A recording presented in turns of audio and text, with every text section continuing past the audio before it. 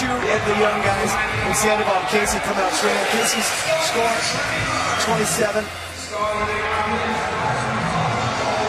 Well, that's Casey on the left. It is right. And now Scotty Cranmer on the right in the middle of his first run.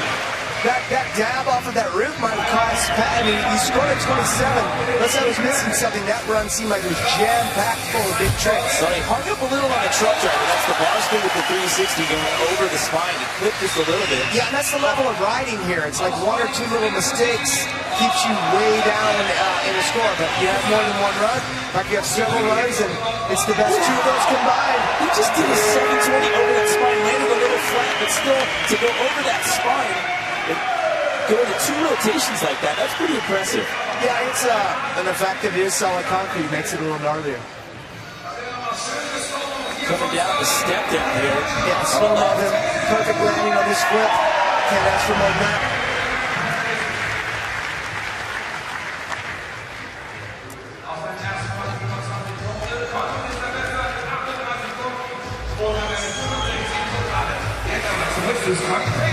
We're back live here in Munich, Germany, X Games Munich. We're in the middle of Heat 1 of 2 here, the BMX Party Final on course right now. Scotty Cranmer, 7 minutes and some change left on the jam session clock here. Best run score you can get is a 50. It's your best 2 runs total together, and top 3 out of each heat moving on to the final. You see that 360 he just did. He took off far from one side and traveled to the other. I was up there on that barrel during practice with my GoPro camera, getting some shots. And Scotty was kind of motioning to it. Yeah, I know why. We almost collided. Look at this. Huge flare. Huge flare in the deep end. And, early on in his career, Scotty wasn't one that you saw go real high in the deep holes. That's changed. I mean, he's riding like a veteran. So Scotty's got a pretty solid first run score on the 30, and as I mentioned when we came back for break, that's 2 run scores total together. And take a look on the left-hand side of the screen, a replay of what we saw to Pat Casey. Look at it, double tail with there in the pocket. And you're spinning the handlebars. What you're not getting, he's going into vert. It's not like you're just a casual undervert mini ramp where you can just catch a little bit of the coping and be all right with it. He'll get sent over the bars if he doesn't do it perfect. And we saw that. Scotty Cranmer here looking like he's ready to attack the roof of the Bavarian house. Drop it in. Into the deep end. Yeah. Drew had that line over there as well. Downside whip there over the hip. This was a good flowing run.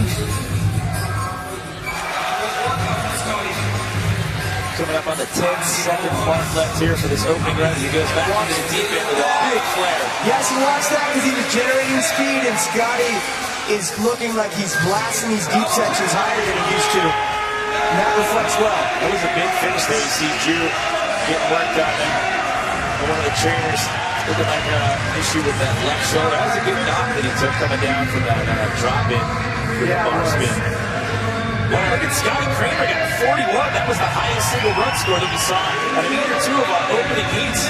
Well, that was the question I was about to ask you. The way the body positioning was, do you think he wanted the bar spin and then just I think he did. Make it happen? Yeah. Look at his body position. He was leaned back. He was going to throw him. See how he just straightened his arms out. Did you see that one-handed whip by Scotty? I mean, it wasn't on the biggest obstacle on the course, but it was really stylish and perfect. And Scotty, he's a veteran competitor. He knows how to get it done. I think we're going to see him post a score here that locks him into a medal position, and then from there try to step it up to lock himself into a goal. That flip down the step now. He's got 41 for that first run score. That's huge. The height factor on that flip. It's a vert bowl. I rode this course in practice. That deep end is so perfect. I felt like you could hit the ceiling if you had enough speed. But throwing a big flare on it, especially for a guy that's not a regular vert rider, I bring that up from time to time. Some of the park guys are learning how to blast these things like a vert rider does. That looks like a perfect flare on a vert rider. And it's up in the ante to do it into like concrete.